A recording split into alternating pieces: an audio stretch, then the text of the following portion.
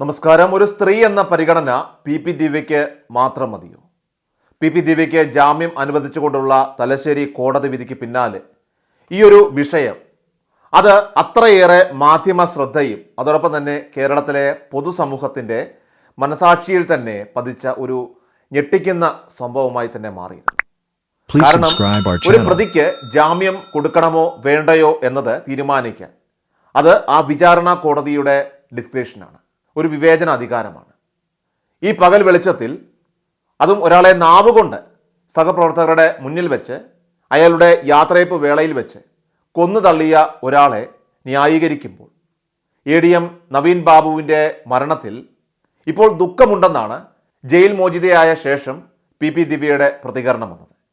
P ദിവ്യയ്ക്ക് ജാമ്യം ലഭിക്കുമ്പോൾ ഒരു സ്ത്രീ എന്ന പ്രത്യേക പരിഗണന നൽകിയെന്നും അതുപോലെ തന്നെ കുടുംബനാഥയുടെ അസാന്നിധ്യം കുടുംബത്തിൽ പ്രയാസം സൃഷ്ടിക്കുമെന്നായിരുന്നു വിധിപ്പകർപ്പിലുള്ളത്. അതോടൊപ്പം തന്നെ പി ദിവ്യയുടെ അച്ഛൻ ഹൃദ്രോഗിയാണ്. അതുപോലെ തന്നെ 10ാം ക്ലാസ്സിൽ പഠിക്കുന്ന പെൺകുട്ടിയുടെ അമ്മയാണ് പി ദിവ്യ. കുടുംബനാഥയുടെ അസാന്നിധ്യം ചെറിയ കാലത്തേക്കാണെങ്കിൽ പോലും കുടുംബത്തിൽ പ്രയാസം സൃഷ്ടിക്കുമെന്നും അതുപോലെ തന്നെ ഇനിയും കസ്റ്റഡിയിൽ വേണമെന്ന് തെളിയിക്കാനായിട്ട് പ്രോസിക്യൂഷനെ ആയില്ലെന്നും വിധിപ്പകർപ്പിൽ പറയുന്നുണ്ട്. എന്നാൽ കോടതിയുടെ ഈ വിധിയിൽ പി ദിവ്യയുടെയും അതോടൊപ്പം തന്നെ നവീൻ ബാബുവിൻ്റെയും ആ രണ്ട് കുടുംബങ്ങളുടെയും പശ്ചാത്തലം ഒന്ന് താരതമ്യം ചെയ്യേണ്ടതായിരുന്നു ബഹുമാനപ്പെട്ട കോടതി എന്നൊരു അഭിപ്രായമാണ് ഇപ്പോൾ പൊതുസമൂഹത്തിന് ഉള്ളത്. കാരണം ഇവിടെ പി ദിവ്യ ഒരു സ്ത്രീയാണെന്ന് പറയുന്നു, ആ സ്ത്രീയുടെ അച്ഛൻ ഹൃദ്രോഗിയാണെന്ന് പറയുന്നു, അവർക്ക് 10ാം ക്ലാസ്സിൽ പഠിക്കുന്ന ഒരു പെൺകുട്ടി ഉണ്ടെന്നൊക്കെ തന്നെ ഒരു വശത്ത് പറയുമ്പോൾ ഇപ്പുറത്ത് മറുവശത്ത് ഈ മരണപ്പെട്ട നവീൻ ബാബുവിനും ഒരു കുടുംബമുണ്ട്. നവീൻ ബാബുവിന് 2 പെൺകുട്ടികളാണ് ഉള്ളത്, ഒരു ഭാര്യയുണ്ട്, അവർ 3 സ്ത്രീകളാണ് ഉള്ളത്. അത് തീർച്ചയായിട്ടും ബഹുമാനപ്പെട്ട കോടതി പരിഗണിക്കേണ്ടതായിരുന്നു. പക്ഷേ അത് കോടതിയുടെ വിവേചന അധികാരത്തിൽ പെടുന്ന കാര്യമാണ്. എന്നാൽ ഇവിടെ ശ്രദ്ധിക്കേണ്ട ഏറ്റവും പ്രധാനപ്പെട്ട മറ്റൊരു കാര്യം കണ്ടിന്യൂ ഡിറ്റൻഷൻ ഇൻ ജുഡീഷ്യറി, അതായത് ജുഡീഷ്യൽ കസ്റ്റഡിയിൽ തടവിൽ വീണ്ടും അയാൾ തുടരണമോ എന്ന കാര്യം അത് കോടതിക്ക് നോക്കേണ്ടതായിട്ടുണ്ട്. അത്തരത്തിൽ ഈ കണ്ടിന്യൂ ഡിറ്റൻഷൻ ഇൻ ജുഡീഷ്യറി ആവശ്യമില്ലാത്ത കേസാണെങ്കിൽ യഥാർത്ഥത്തിൽ കോടതിക്ക് ജാമ്യം അനുവദിക്കും. അതാണ് ഇവിടെ പി ദിവ്യയുടെ കാര്യത്തിൽ സംഭവിച്ചിരിക്കുന്നത്. എന്നാൽ ഇവിടെ ഈ വിധിയിൽ പറയുന്നത് പ്രകാരം കണ്ടിന്യൂ ഡിറ്റൻഷൻ ഇൻ ജുഡീഷ്യറി ആവശ്യമില്ലെന്ന് ഈ അന്വേഷണ സംഘം പോലീസ് തന്നെ ഒരു തീരുമാനമെടുത്തു. കാരണം 2 ദിവസത്തെ കസ്റ്റഡിയിലാണ് ആകപ്പാട് ദിവ്യയെ ആവശ്യപ്പെട്ടത്. അതിൽ1 ദിവസത്തെ കസ്റ്റഡി അനുവദിച്ചു. ഉച്ചയായപ്പോഴത്തേക്ക് പരിപാടിയെല്ലാം തീർത്ത് വിട്ടയച്ചു. ഇതിൽ പോലീസിൻ്റെ ഭാഗത്തുനിന്നുണ്ടായിരിക്കുന്ന അനാസ്ഥയാണ് ശരിക്കും പറഞ്ഞാൽ ഈ ജാമ്യം അനുവദിക്കാനായിട്ട് കാരണമായത്. അതുകൊണ്ട് മാത്രമാണ് പി ദിവ്യയ്ക്ക് ഇപ്പോൾ ജാമ്യം നൽകാൻ ഇടയായത്. കാരണം കസ്റ്റഡിയിൽ ആവശ്യമില്ല, ഒരു അന്വേഷണവും ഇതിൽ നടത്താനായിട്ട് ഒരു ഉദ്ദേശവും അവർക്കില്ല. അന്വേഷണത്തിൻ്റെ ഭാഗമായിട്ട് ഇയാളെ കസ്റ്റഡിയിൽ വേണ്ട എന്നുള്ള ഒരു തീരുമാനം, ആ ഒരു സ്റ്റാൻഡിൽ അവർ ഉറച്ചു. കോടതി ജാമ്യം അനുവദിച്ചതിൽ ഉപാധികൾ വെച്ചിട്ടുണ്ട്. അതിൽ തന്നെ ഏറ്റവും പ്രധാനമായിട്ടും ഈ പ്രതിസ്ഥാനത്തുള്ള പി ദിവ്യ അവർ ആരെയും സ്വാധീനിക്കാനായിട്ട് പാടില്ല, പ്രത്യേകിച്ചും സാക്ഷികളെ സ്വാധീനിക്കാൻ പാടില്ല എന്നുള്ള ഉപാധികളൊക്കെ തന്നെ വെച്ചിട്ടുണ്ട്. എന്നാൽ ഇവിടെ ദിവ്യ ആരെയും സ്വാധീനിക്കേണ്ട ആവശ്യമില്ല. കാരണം അവർക്ക് പിന്നിൽ വമ്പന്മാരായിട്ടുള്ള നേതാക്കളുണ്ട്. കാരണം വലിയൊരു പ്രസ്ഥാനം തന്നെ CPM എന്ന പാർട്ടി തന്നെ അവർക്ക് പിന്നിലുണ്ട്. കണ്ണൂർ ജില്ലയിലെ വലിയൊരു നേതാവായ പി ദിവ്യയ്ക്ക് സംരക്ഷണം ഒരുക്കാനായിട്ട് അതുപോലെ തന്നെ ഈ കേസിൽ നിന്നും ഊരിപ്പോകാനായിട്ടൊക്കെ ആയിട്ട് സാക്ഷികളെ സ്വാധീനിക്കാനെല്ലാം തന്നെ താല്പര്യമുള്ള ഒരു പാർട്ടി തന്നെ, ഒരു വലിയ പ്രസ്ഥാനം തന്നെ അവരുടെ പിന്നിലുണ്ട്. അതുകൊണ്ട് തന്നെ ഇവിടെ ഈ സാക്ഷികളെ സ്വാധീനിക്കരുതെന്നതിൽ യാതൊരു അർത്ഥവുമില്ല, കാര്യവുമില്ല. നവീൻ ബാബുവിൻ്റെ മരണം CBI അന്വേഷിക്കണമെന്ന ആവശ്യം നവീൻ ബാബുവിൻ്റെ കുടുംബം, പ്രത്യേകിച്ചും ഭാര്യ മഞ്ജുഷ ഉന്നയിക്കാതിരിക്കാനുള്ള എല്ലാ തരികിട പരിപാടികളും ഇപ്പോൾ CPM പ്രയോഗിക്കുന്നുണ്ട്. അതിൻ്റെ ഭാഗമായിരുന്നു ആദ്യം CPM സംസ്ഥാന സെക്രട്ടറി MV ഗോവിന്ദൻ നവീൻ ബാബുവിൻ്റെ കുടുംബം സന്ദർശിച്ചത്. അതിന് തൊട്ട് പിന്നാലെ മുഖ്യമന്ത്രി പിണറായി വിജയൻ അടക്കം തന്നെ നവീൻ ബാബുവിന് വേണ്ടി സംസാരിച്ചു. അതിനുശേഷം പിന്നീടാണ് സ്പെഷ്യൽ ഇൻവെസ്റ്റിഗേഷൻ ടീമിനെ SITയെ നിയോഗിച്ചത്. ഈ SITയെ നിയോഗിച്ചത് കൊണ്ട് തന്നെ മഞ്ജുഷയുടെ കുടുംബത്തിൻ്റെ ആശങ്കകൾ എല്ലാം തന്നെ ഇല്ലാതാക്കാമെന്ന് പാർട്ടി കരുതുകയുണ്ടായി. എന്നാൽ പെട്ടെന്നാണ് ഒരു പൊട്ടിത്തെറി ഉണ്ടായത്. അതും പത്തനംതിട്ട CPMൽ വലിയ പൊട്ടിത്തെറി. കണ്ണൂർ ടീമിനെ അത് വല്ലാതെ ഭയപ്പെടുത്തുകയുണ്ടായി. ഇതിൻ്റെ തുടർച്ചയായിരുന്നു ഒടുവിൽ പി ദിവ്യയ്ക്കെതിരെ പാർട്ടി തലത്തിലുള്ള നടപടികൾ കൈക്കൊണ്ടത്. CBI അന്വേഷണമെന്ന ആവശ്യം മഞ്ജുഷ ഉന്നയിച്ചാലുള്ള രാഷ്ട്രീയ പ്രതിസന്ധി അത് നിസ്സാരമല്ലെന്ന കാര്യം CPMനെ സംബന്ധിച്ച് അവർക്ക് നന്നായിട്ടറിയാം. അത് മാത്രമല്ല, പി ദിവ്യക്കെതിരെ മാത്രമായിരിക്കില്ല CBI അന്വേഷണം ഉണ്ടാവുക. പ്രത്യേകിച്ച് പ്രശാന്തനുമായി ബന്ധപ്പെട്ട ബിനാമി ഇടപാടുകളിലേക്ക് പോലും ഈ CBI അന്വേഷണം വഴിവെച്ചേക്കാം. അതുകൊണ്ട് തന്നെ ഏതെങ്കിലും വിധത്തിൽ CBI അന്വേഷണം ഏർപ്പെടുത്തിയാൽ തീർച്ചയായിട്ടും അത് പാർട്ടിക്ക് വലിയ തലവേദനയായിട്ട് മാറും എന്ന് ഉറപ്പാണ്. കാരണം സർക്കാർ സംവിധാനം പൂർണ്ണമായിട്ട് ഇവിടെ പി ദിവ്യയ്ക്ക് അനുകൂലമായിട്ടാണ് പ്രവർത്തിച്ചത്. എന്തിനേറെ, പ്രോസിക്യൂഷന്റെ വാദങ്ങൾ പോലും പി ദിവ്യയ്ക്ക് ജാമ്യം ലഭിക്കുന്നതിന് വേണ്ടിയിട്ടായിരുന്നു പ്രയോഗിച്ചിരുന്നത്. പി ദിവ്യയ്ക്ക് ജാമ്യം ലഭിച്ചതിന് തൊട്ടു പിന്നാലെ നവീൻ ബാബുവിൻ്റെ ഭാര്യ മഞ്ജുഷ ഹൈക്കോടതിയെ ഞങ്ങൾ സമീപിക്കുമെന്നും ഒരു CBI അന്വേഷണം അതാണ് ഇതുമായി ബന്ധപ്പെട്ട് വേണ്ടതെന്നുമാണ് മാധ്യമപ്രവർത്തകരോട് പ്രതികരിച്ചത്. പൂർണ്ണമായിട്ടും സർക്കാർ സംവിധാനങ്ങൾ ഉപയോഗപ്പെടുത്തി പി ദിവ്യയെ രക്ഷിച്ചെടുക്കാനുള്ള ശ്രമങ്ങളാണ് ഇപ്പോൾ നടക്കുന്നതെന്ന് ഹൈക്കോടതിയെ ബോധ്യപ്പെടുത്താൻ തീർച്ചയായിട്ടും മഞ്ജുഷയ്ക്ക് ഇതിലൂടെ സാധിക്കും. ജില്ലാ കളക്ടർ അരുൺ കെ വിജയൻ്റെ മൊഴി തന്നെയാകും ഇതിനുള്ള മുഖ്യ ആയുധവും.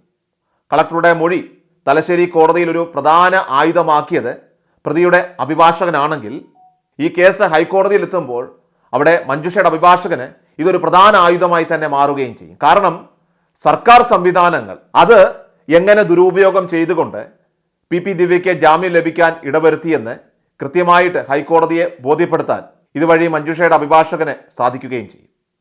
പി ദിവ്യയ്ക്ക് ലഭിച്ച രാഷ്ട്രീയ ആ ഒരു സംരക്ഷണം അത് പൂർണ്ണമായിട്ടും ഹൈക്കോടതിയെ ബോധ്യപ്പെടുത്താനും മഞ്ജുഷയ്ക്ക് സാധിക്കും. ജയിലിൽ നിന്നും പുറത്തിറങ്ങിയ പി ദിവ്യയ്ക്ക് രാഷ്ട്രീയ നേതാക്കൾ സ്വീകരണം ഒരുക്കിയതും ഇതേ തുടർന്ന് ഉന്നത നേതാക്കൾ പി ദിവ്യയെ അനുകൂലിച്ചുകൊണ്ട് പ്രസ്താവനകൾ ഇറക്കിയതും സംസാരിച്ചതുമെല്ലാം തന്നെ മഞ്ജുഷയുടെ അഭിഭാഷകൻ ഹൈക്കോടതിയുടെ ശ്രദ്ധയിൽപ്പെടുത്തും. കേരളത്തിലെ തന്നെ പ്രബല പാർട്ടിയായ CPM തന്നെയാണ് ഇപ്പോൾ കേരളത്തിൽ ഭരണകൂടം കൈയാളുന്നത്. അതുകൊണ്ട് തന്നെ ഭരണകൂട പിന്തുണ പൂർണ്ണമായിട്ടും പി ദിവ്യയ്ക്ക് ഉണ്ടെന്ന് ഹൈക്കോടതിയെ ബോധ്യപ്പെടുത്താൻ മഞ്ജുഷയ്ക്ക് വളരെ എളുപ്പത്തിൽ സാധിക്കുകയും ചെയ്യും. ഈ ഒരു കേസുമായി ബന്ധപ്പെട്ട് ഒട്ടനവധി ഗൂഢാലോചനകൾ നടന്നിട്ടുണ്ടെന്ന് ഈ വിധിന്യായത്തിലും വ്യക്തമായിട്ട് സൂചനകളുണ്ട്. അതുകൊണ്ട് തന്നെ ഇക്കാര്യവും ഹൈക്കോടതിയെ ബോധ്യപ്പെടുത്താൻ മഞ്ജുഷയ്ക്ക് സാധിക്കും. പി ദിവ്യ ഗൂഢാലോചന നടത്തിയെന്നും നവീൻ ബാബുവിനെ അധിക്ഷേപിച്ച് ആ യാത്രയപ്പ് യോഗത്തിലെത്തി സംസാരിച്ചുവെന്നും കൃത്യമായി വിധിന്യായത്തിൽ വ്യക്തമാക്കുന്നുണ്ട്. അതുകൊണ്ട് തന്നെ മഞ്ജുഷയുടെ അഭിഭാഷകന് ഈ ജോലി വളരെ എളുപ്പവുമാണ്. എന്തുകൊണ്ടാണ് മുഖ്യമന്ത്രിയുടെ ഓഫീസിലേക്ക് അയച്ചു എന്ന പേരിൽ പ്രശാന്തൻ ഉയർത്തിക്കാട്ടിയ വ്യാജ പരാതിയെക്കുറിച്ച് പിന്നീട് ഈ സ്പെഷ്യൽ ഇൻവെസ്റ്റിഗേഷൻ ടീം അന്വേഷിക്കാതിരുന്നത്? എന്തുകൊണ്ടാണ് മുഖ്യമന്ത്രിയുടെ ഓഫീസ് പോലും ഈ ഒരു വ്യാജ പരാതിയുമായി ബന്ധപ്പെട്ട് ഒരു അന്വേഷണം വേണമെന്ന് ആവശ്യപ്പെടാതിരുന്നത്? ഒന്നെങ്കിൽ തീർച്ചയായിട്ടും മുഖ്യമന്ത്രിയുടെ പേരിൽ അയച്ചിരിക്കുന്ന ഒരു വ്യാജ പരാതിയായിരുന്നു അത്, അല്ലെങ്കിൽ തീർച്ചയായിട്ടും ആ പരാതി കോടതിക്ക് മുൻപാകെ അവർ ഹാജരാക്കിയത്. വിധിന്യായത്തിൽ ഇക്കാര്യം മജിസ്ട്രേറ്റ് വളരെ വ്യക്തമായിട്ട് എടുത്ത് പറയുന്നുണ്ട്. അതുകൊണ്ട് തന്നെ വ്യാജ പരാതിയും തീർച്ചയായിട്ടും ഹൈക്കോടതിയുടെ മുന്നിലേക്ക് എത്തുന്നതായിരിക്കും. ചുരുക്കത്തിൽ പറഞ്ഞാൽ ഈ പ്രശാന്തൻ്റെ ബിനാമി ഇടപാടുകളും അതുപോലെ തന്നെ ആ ബിനാമി ഇടപാടുകൾക്ക് പിന്നിലുള്ള നിരവധി വമ്പന്മാരായിട്ടുള്ള രാഷ്ട്രീയ നേതാക്കളുടെയൊക്കെ തന്നെ പങ്കും, അതോടൊപ്പം തന്നെ ഈ മുഖ്യമന്ത്രിയുടെ ഓഫീസിലേക്ക് അയച്ചിരിക്കുന്ന വ്യാജ പരാതിക്ക് പിന്നിൽ അവർ ആരൊക്കെയുണ്ട്, ഇങ്ങനെ തുടങ്ങി വിവിധ കാര്യങ്ങളിൽ ഈ അന്വേഷണം കൂടുതലായിട്ട് വരുമെന്ന് ഉറപ്പാണ്. ഇങ്ങനെ തുടങ്ങി വിവിധ കാര്യങ്ങളിൽ കൂടുതലായിട്ടുള്ള അന്വേഷണങ്ങൾ വരുമെന്ന് ഉറപ്പായിരിക്കുകയാണ്. കൂടുതൽ കാര്യങ്ങൾ പുറത്തു വരും, കൂടുതൽ കാര്യങ്ങൾ ചുരുളഴിയും. CBI അന്വേഷണം ആവശ്യപ്പെടാൻ മതിയായ കാരണങ്ങൾ ഇപ്പോൾ തന്നെ നവീൻ ബാബുവിൻ്റെ കുടുംബത്തിനുണ്ടെന്ന് ഇതിലൂടെ വ്യക്തമായിരിക്കുകയാണ്. അതുകൊണ്ട് തന്നെ ഈ കാര്യങ്ങളെല്ലാം ഹൈക്കോടതിയെ ബോധ്യപ്പെടുത്താൻ മഞ്ജുഷയുടെ അഭിഭാഷകന് സാധിക്കുകയും ചെയ്യും. കാരണം പൂർണ്ണമായിട്ടും രാഷ്ട്രീയ താല്പര്യങ്ങൾക്ക് വഴങ്ങിയാണ് ഈ അന്വേഷണ സംഘം ഇപ്പോൾ അന്വേഷണം നടത്തുന്നതെന്ന് ഇതിലൂടെ വ്യക്തമായിരിക്കുകയാണ്. ഇക്കാര്യം തലശ്ശേരി കോടതിയുടെ വിധിന്യായത്തിൽ എടുത്തു പറയുന്നുണ്ട്. കാരണം ഇവിടെ പോലീസ് വരുത്തിയിരിക്കുന്ന വീഴ്ചകളുടെ ഒരു തുടർ ചിത്രം തന്നെയാണ് ആ കേസ് അന്വേഷണത്തിൽ കാണാനായിട്ട് സാധിക്കുന്നത്. അതുകൊണ്ട് തന്നെ മുഖ്യമന്ത്രിക്ക് പ്രശാന്തൻ നൽകിയെന്ന് പറയുന്ന ഈ വ്യാജ പരാതി അത് തയ്യാറാക്കിയത് ആരാണ്, എന്നാണ് ഈ പരാതി പൊടിതട്ടിയെടുത്തത്, അതിലെ ഈ പേരും ഒപ്പുമൊക്കെ എങ്ങനെ വ്യത്യസ്തമായി മാറി, ഇങ്ങനെ തുടങ്ങി അനവധിയായിട്ടുള്ള കാര്യങ്ങൾക്ക് ഉത്തരം പുറത്തു വരും. അത് അന്വേഷിച്ചു കണ്ടെത്താനായിട്ട് ഈ സാഹചര്യത്തിൽ ഒരു CBI അന്വേഷണം ഏർപ്പെടുത്തിയാൽ അത് തീർച്ചയായിട്ടും പാർട്ടിക്ക് ഉറപ്പായിട്ട് വലിയ തലവേദനയെ തന്നെ മാറുകയും ചെയ്യും. കാരണം ആ വ്യാജ പരാതിക്ക് പിന്നിലെ കൈകൾ മുഖ്യമന്ത്രിയുടെ ഓഫീസ് വരെ കടന്നു ചെല്ലുമെന്ന സംശയം നവീൻ ബാബുവിൻ്റെ കുടുംബത്തിന് വരെയുണ്ട്. നവീൻ ബാബുവിൻ്റെ കുടുംബത്തിന് പാർട്ടിയിൽ ഉണ്ടായിരുന്ന വിശ്വാസം പൂർണ്ണമായിട്ടും നഷ്ടമായി. പി ദിവ്യയ്ക്ക് വേണ്ടി എന്ത് വൃത്തികെട്ട കളിയും പാർട്ടി കളിക്കുമെന്ന് അവർക്ക് ഇതിനോടകം തന്നെ ഇപ്പോൾ ബോധ്യപ്പെട്ട് കഴിഞ്ഞു. സ്പെഷ്യൽ ഇൻവെസ്റ്റിഗേഷൻ ടീമിനെ നിയോഗിച്ചപ്പോൾ സത്യസന്ധമായിട്ടും വ്യക്തവുമായും കൃത്യവുമായ ഒരു അന്വേഷണം നവീൻ ബാബുവിൻ്റെ ഈ മരണവുമായി ബന്ധപ്പെട്ടുണ്ടാകുമെന്നാണ് ആ കുടുംബം പ്രതീക്ഷിച്ചിരുന്നത്. എന്നാൽ ഇവിടെ നവീൻ ബാബുവിൻ്റെ മരണത്തെക്കുറിച്ച് യാതൊരു വിധത്തിലുള്ള അന്വേഷണവും ഈ സ്പെഷ്യൽ ഇൻവെസ്റ്റിഗേഷൻ ടീം നടത്തിയിട്ടില്ല. ഇക്കാര്യമാണ് കഴിഞ്ഞ ദിവസം CPM നേതാവ് മലയാലപ്പുഴ മോഹൻ തുറന്നടിച്ചത്. നവീൻ ബാബുവിൻ്റെ മരണം അതൊരു ആത്മഹത്യയാണെന്ന് കുടുംബം വിശ്വസിക്കുന്നില്ല. നവീൻ ബാബുവിൻ്റെ മരണത്തിന് പിന്നിൽ അനവധി ദുരൂഹതകളുണ്ട്. ഇതിൽ കൃത്യമായിട്ടുള്ള രീതിയിലുള്ള ഒരു അന്വേഷണം പോലീസിന്റെ ഭാഗത്തുനിന്നും ഉണ്ടായിട്ടില്ല. കളക്ടർ അരുൺ കെ വിജയന്റെ മൊഴി വിശ്വാസയോഗ്യമല്ല, അത് പൂർണ്ണമായിട്ടും വ്യാജമാണ്. അങ്ങനെ നവീൻ ബാബുവിൻ്റെ കുടുംബത്തെ പിണക്കാതെ കുടിലതന്ത്രങ്ങളൊക്കെ തന്നെ ഒരുക്കി ഇതുവരെ CPM കളിച്ചു. എന്നാൽ ആ തന്ത്രങ്ങളെല്ലാം തന്നെ ഇപ്പോൾ പൊട്ടിപ്പൊളിഞ്ഞു വീഴുകയാണ്. PP ദിവ്യയെ കണ്ണൂരിലെ പാർട്ടി നേതൃത്വം പൂർണ്ണമായിട്ട് സംരക്ഷിക്കുന്നതിൻ്റെ ചിത്രങ്ങളാണ് നവീൻ ബാബുവിൻ്റെ കുടുംബത്തെ ഇപ്പോൾ ഭയപ്പെടുത്തുന്നത്. എന്നാൽ MV ഗോവിന്ദൻ PP ദിവ്യയെ പാർട്ടിയോടെ ചേർത്ത് നിർത്താനുള്ള തന്ത്രങ്ങൾ തന്നെയാണ് മെനഞ്ഞത്. കഴിഞ്ഞ വെള്ളിയാഴ്ച ചേർന്ന CPM ജില്ലാ കമ്മിറ്റിയിൽ ഈ വിഷയം വളരെ പ്രധാനമായി ചർച്ച ചെയ്തു.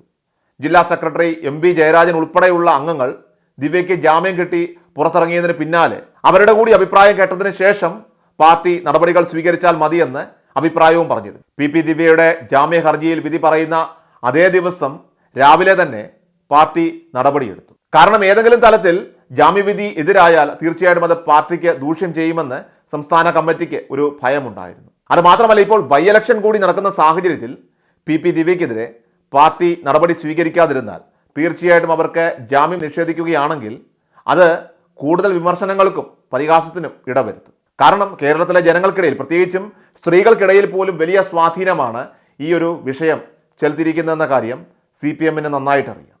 പാർട്ടിയെ പോലും വിമർശിക്കാൻ തൻ്റെ ഇടമുള്ള PP ദിവ്യ പോലീസ് കസ്റ്റഡിയിലായപ്പോഴും പിന്നെ അവർ ജയിലിലേക്ക് റിമാൻഡിൽ പോയപ്പോഴുമൊക്കെ തന്നെ അവരുടെ മുഖത്ത് തീർച്ചയായിട്ടും ആ ഒരു അഹങ്കാരവും ധാർഷ്ട്യവും ഒക്കെ തന്നെ ഉണ്ടായിരുന്നു. അതുതന്നെയാണ് അവരിപ്പോൾ കാണിക്കുന്നത്.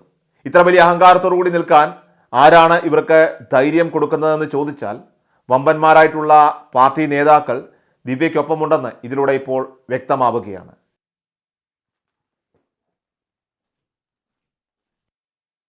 എല്ലാ ദിവസവും വാർത്തകൾക്കും യൂട്യൂബ് ചാനൽ സബ്സ്ക്രൈബ് ചെയ്യുക, ഫേസ്ബുക്ക് പേജ് ഫോളോ ചെയ്യുക. വാർത്തകളുടെ നോട്ടിഫിക്കേഷനായി ബെൽ ഐക്കൺ എനേബിൾ ചെയ്യുക.